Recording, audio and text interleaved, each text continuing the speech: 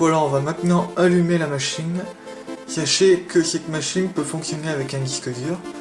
Sauf que ici, le disque dur, c'est à l'intérieur qu'il est mis. C'est un disque dur d'ordinateur portable, donc branché en IDE, directement à la carte mère de la machine. Donc voilà. Donc pour l'allumer, c'est simple, on a ce gros boîtier qui fait office d'alimentation. On appuie sur le bouton ici. Hop. Et le système démarre.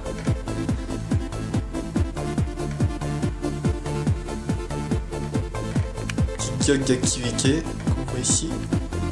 Hop. Ça marche, c'est génial. Donc là, on peut peut-être le voir, je sais pas. Hop. Voilà. Il y a 1 méga sec de RAM qui est actuellement libre sur le système.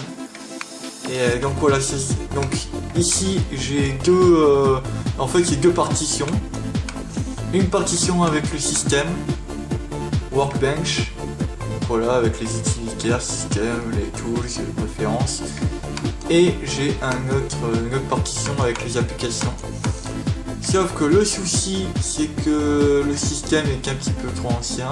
Et pour faire une upgrade vers une nouvelle version du Workbench, à savoir la version 3.0, 3.1 ou 3.9, il faut que je change la ROM. La ROM, c'est une petite, un petit chip qui est à l'intérieur de, enfin qui est sur la carte mère de la machine. Et donc en changeant ce chip pour en mettre une version, une nouvelle version, et ben on va pouvoir en fait upgrade le système et pouvoir utiliser les applications. Les applications seront plus compatibles en fait, voilà. Donc voilà, si je veux par exemple ouvrir une application, ça marchera pas vraiment quoi. Ici c'est un programme pour lire des fichiers audio et bon bah voilà, ça marche pas. Ouais. Bon. Et les jeux c'est pareil, en fait on a deux choix. Le choix initial, quand on n'a pas de disque dur, c'est de mettre la disquette dans la machine, la relancer et ça va booter directement sur la disquette. Et le deuxième choix, c'est qu'on peut installer des jeux directement sur le disque dur. Sauf que le souci ici, c'est que c'est pas vraiment, ça fonctionne pas vraiment en fait. Et donc en fait, ce serait un problème de RAM. Et oui, malgré que j'ai rajouté 1 méga de RAM pour en avoir 2 mégas, et ben ça suffit pas, il faut avoir du 4 mégas ou du 8 mégas de RAM. Ce qui peut être un souci vu que j'ai plus de place pour en mettre en fait. Peut-être en installant une mémoire par le PC NCIA, mais pas sûr que ça fonctionne. On va voir si de toute façon ça marchera pas.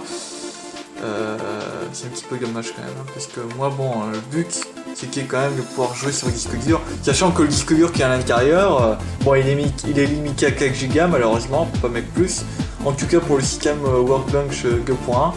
Après je sais pas si les versions ultérieures, peut-être qu'on peut mettre plus de mémoire, plus de gigas, mais voilà, là ça fonctionne pas.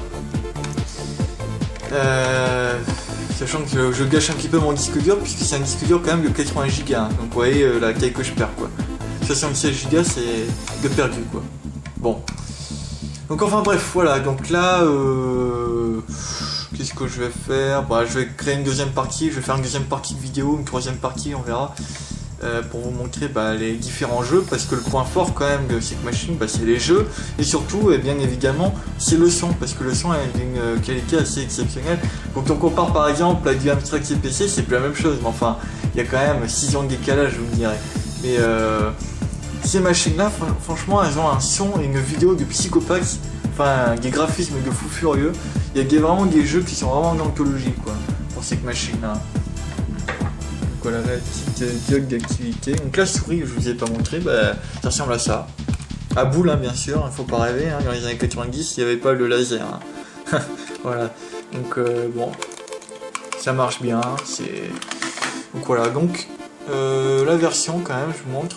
Donc en fait, le Workbench c'est un 38.36, c'est le Kickstart, en fait c'est la ROM, c'est une version 37300 qui fonctionne avec la version maximale, c'est le Workbench 2.1. Donc voilà, donc rendez-vous pour la prochaine partie, je sais pas laquelle c'est, la deuxième, la troisième, on verra.